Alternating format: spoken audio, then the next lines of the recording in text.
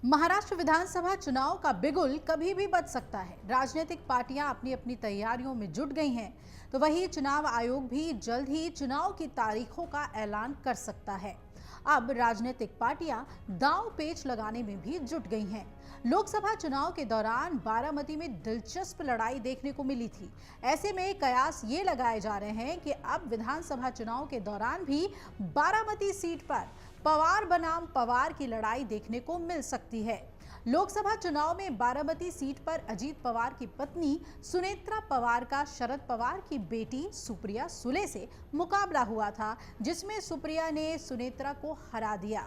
ननद भाभी की इस लड़ाई से परिवार में दरार भी पड़ गई और मीडिया रिपोर्ट्स में शरद पवार अजीत पवार के सामने उनके ही भतीजे युगेंद्र पवार को बारामती सीट से चुनाव में उतारने की भी खबरें आ रही हैं। ऐसे में अजीत पवार ने बारामती से चुनाव नहीं लड़ने का संकेत दिया और उनकी जगह पर उनके छोटे बेटे जय पवार चुनाव लड़ सकते हैं। बारामती में चुनाव कोई भी लड़े, लेकिन मीडिया रिपोर्ट्स यही बता रही है कि यहां पवार बनाम पवार की लड़ाई तय मानी जा रही है। सबसे बड़ा सवाल अब यही उठ रहा है कि क्या इस बार डिप्टी सीएम अजीत पवार बारामती से चुनाव नहीं लड़ेंगे।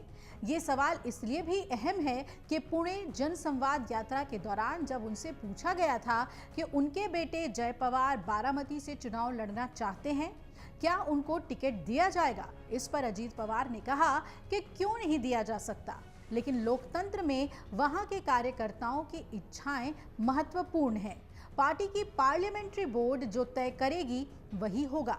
अब तक वो 7 से 8 बार चुनाव लड़ चुके हैं और अब उनकी इच्छा नहीं है। मीडिया रिपोर्ट्स ये बता रही हैं कि अजीत पवार के बड़े भाई श्रीनिवास पवार के बेटे युगेंद्र पवार बारामती से शरद पवार गुट से चुनाव लड़ सकते हैं।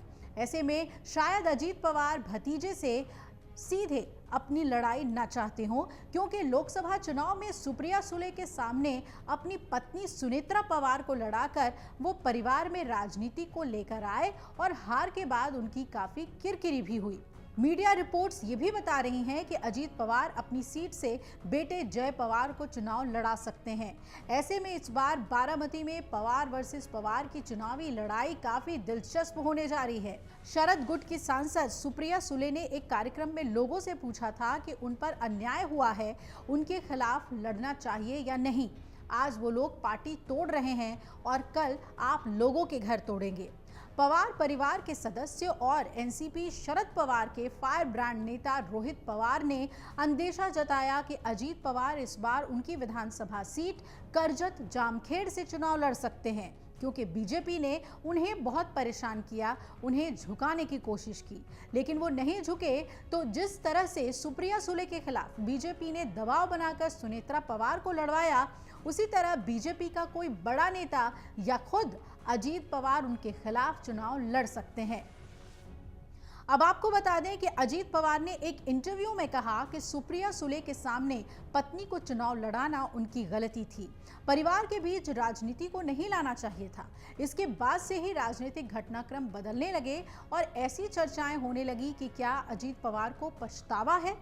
फिर अजीत पवार का बयान भी सामने आया, जिससे पता चला कि वो बारामती से चुनाव नहीं लड़ना चाहते। तो अब सवाल यही है कि क्या अजीत पवार भतीजे से लड़ाई नहीं लड़ना चाहते, या फिर डर रहे हैं, या फिर इमोशनल कार्ड खेल रहे हैं। वहीं कांग्रेस नेताओं का आरोप है कि अजीत पवार हार से डर गए हैं। लोकसभा चुनाव में बारामती लोकसभा सीट पर हुई पवार फैमिली की लड़ाई ने पूरे देश का ध्यान अपनी ओर खींचा था। एनसीपी पर कब्जा करने के बाद अजीत पवार ने अपने चाचा शरद पवार को उनके सबसे मजबूत गढ़ बारामती में सबसे मुश्किल चुनौती दी थी, लेकिन सुनेत्रा पवार बनाम सुप्रिया सुले की जंग में शरद पवार भारी पड़े। अगर सब कुछ ठीक रहा तो इस बार शरद पवार अपने भतीजे अजीत पवार को बारामती में घेर सकते हैं, लेकिन अजीत पवार ने बारामती से विधानसभा चुनाव ना लड़ने का संकेत देकर राज्य की सियासत को गरमा दिया है। उनके बयान से कई सियासी मायने भी निकाले जा रहे हैं। सवाल अब भी यही है कि क्या वो परिवार में सीधी लड़ाई से बच रहे हैं, या फिर कोई इमोशनल कार्ड खेलकर अपने छोटे बेटे जय पवार के लिए रास्ता साफ करना चाह रहे हैं। अब देखना होगा कि बारामती सीट पर क्या समीकरण बनते हैं। अगर आप ये वीडियो YouTube पर देख रहे हैं तो हमारे चैनल को सब्सक्राइब करें और बेल आइकन को दबाना ना भूलें। अगर आप Facebook पर ये वीडियो देख रहे हैं तो हमारे पेज को लाइक करें।